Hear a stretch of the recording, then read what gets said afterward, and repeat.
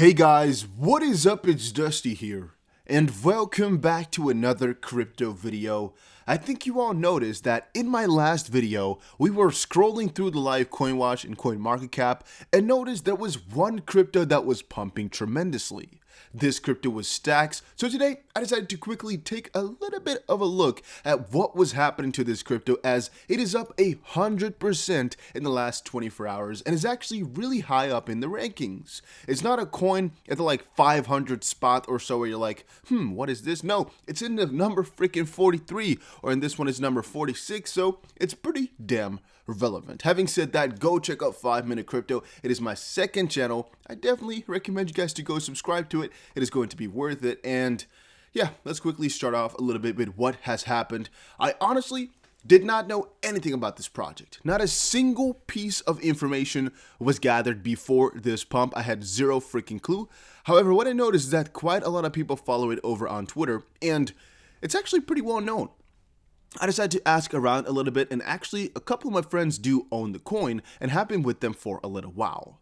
So if you quickly check through the community.stacks.org, you notice there's quite a lot to this project, but the most interesting out of all of it is who is backing it, which was right here.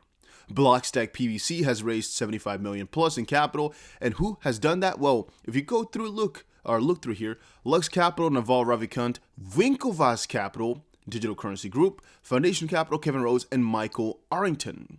And that is where things get interesting, because I've told you guys before, if Coinbase or Winklevoss Capital or Michael Arrington, if these guys invest into these projects, you better understand that it's a really good one to invest in. They got in early, they get a little bit more money than we do, but eventually, most of the time, it's gonna go big because they have the money to make it go big and they believe in the idea and the project.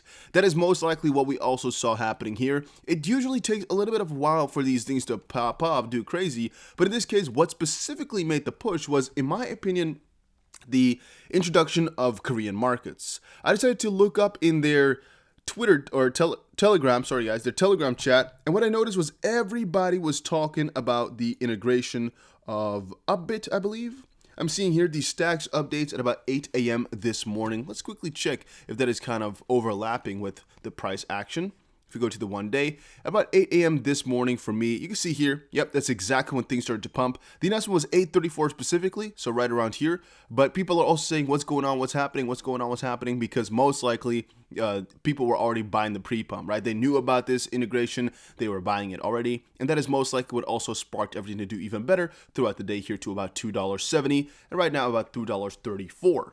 So, kind of long story short, it went from about $1 something, which is already relatively high, to a little bit higher inside $1, even now $2.50, something like that, mostly because of the exchanges, specifically Korean exchanges, which usually traded at a higher price anyway.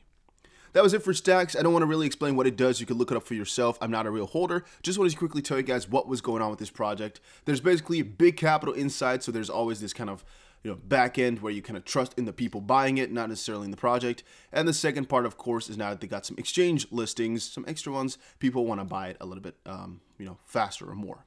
Then I had a little cool list here of coins that reached a new all-time high today. Just really funny to quickly take a look through.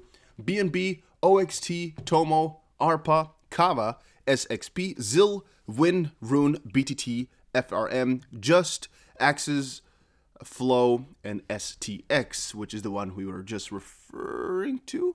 Okay, the logo is a little bit different, but yes, it's STX. And pretty funny, right here, it says that the all-time high was about $1.96, but the all-time high is now like $2.80 or something like that. That's how much it did over just one day. And it's also pretty funny if you check through the people here, just talking about what coins they like or what coins has also reached all-time high. You'll notice a lot of freaking coins are going to the freaking moon. Having said that, let me know in the comment section down below what coin you'd like me to cover next, or which one is your favorite coin, or which coin you noticed was doing really good. Just let me know in the comment section down below. One coin I am always seeing is SafeMoon, but I have no idea what that one is all about. I'm going to quickly potentially check that out too if you guys really want me to, so let me know in the comment section down below. Then, the second part of the video here is about bias, is about the lawsuit, is about Ripple, is about XRP, since, man, I really can't get enough of this lawsuit. I can't get enough of John Deaton. I can't get enough of it all, honestly. So John Dean has found some more freaking information now on the website wallstreetonparade.com out of 2018. It says, quote, Clayton's family gets millions of dollars in annual dividends from WMB Holding, end quote. His family got $4 million per year in dividends. To receive that much dollar in dividends, it's equivalent to owning a $200 million in stock that pay about 2% in dividends.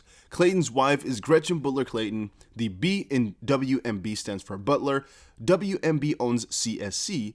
Clayton's father-in-law is Daniel Butler, who served as CSC's CEO from 1975 to 1998. WMB and CSC share the same address. Multiple other units of Goldman Sachs are using the same address. Clayton's wife was a VP at Goldman Sachs for 17 years when Clayton became SEC chairman. There are thousands of businesses using CSC as a registered agent and using CSC's address as their legal address. See below. CSC becomes the first foreign-owned company to receive domain registrar license in China. I'm sure an arm of the Chinese government granting this lucrative license to Clayton's family is nothing to look at. CSC acts as a conduit for creating shell corporations and other sketchy vehicles used in tax evasion and money laundering. I won't even get into how Clayton represented Lehman Bros during the financial crisis, but showed up the next day representing Barclays, who was buying it. Oh my days. So the reason I'm actually covering this is not because I really want to, paint a bad picture of Jay Clayton, because, well, you can definitely do that if you kind of go through these threads here, see everything that he's been writing. It's been pretty damn crazy. It's mostly just to paint a picture here that we really don't know what's going on. We don't know why the SEC has done this. We don't know what their bigger picture is. We don't know whether or not the SEC actually believes that XRP is a security. We don't know why. And that's something really important to understand here, that we're not going to figure it out. Even once it's done, we're not going to figure it out. And if you're really wondering, oh, did they just want to hurt us? Did they blah, blah, blah, blah? You're not going to find it out because they would never tell. So let loose of that thought of trying to figure everything out regarding the lawsuit and the bigger picture behind Jay Clayton. Unless you're like John Dean, where you can really make work out of it by suing somebody, or you really have the money to go for a road like that and you really want to uncover fraud in that sense or some conspiracy. Otherwise, you're not going to find out something really important about XRP/bias.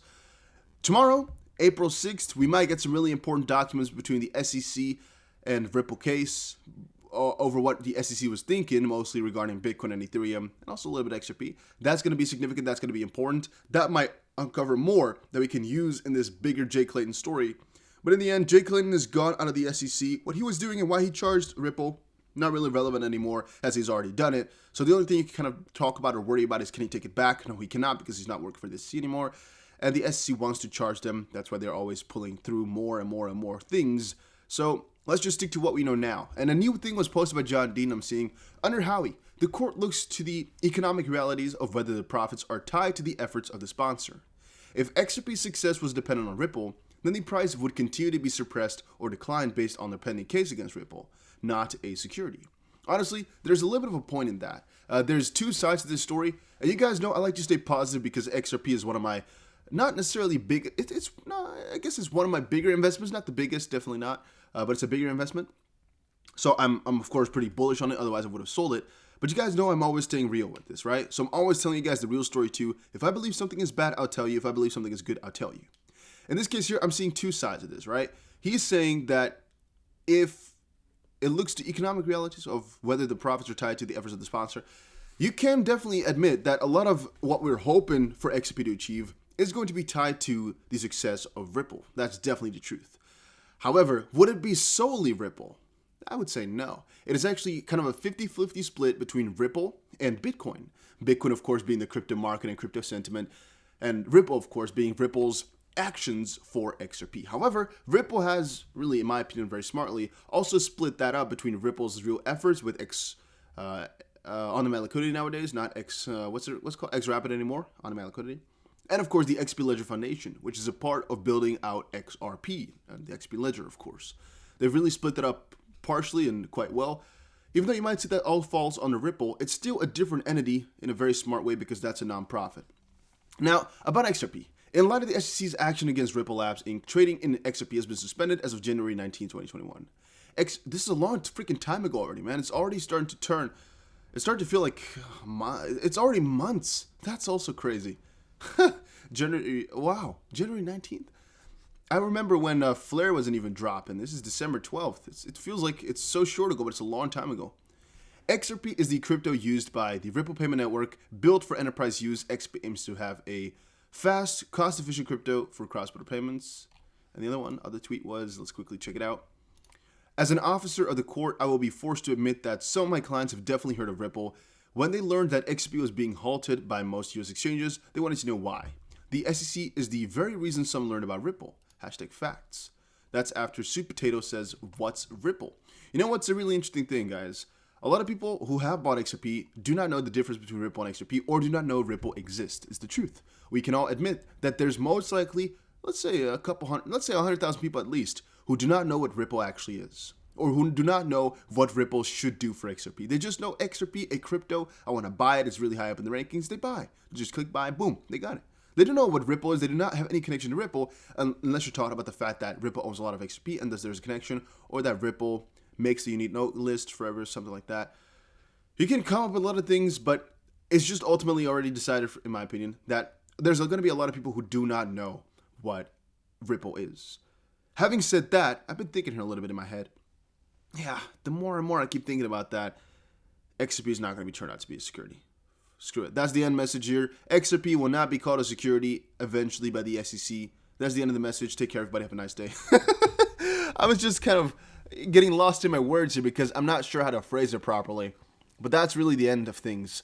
The SEC cannot declare XRP a security from Ripple, an unregistered security, so they cannot.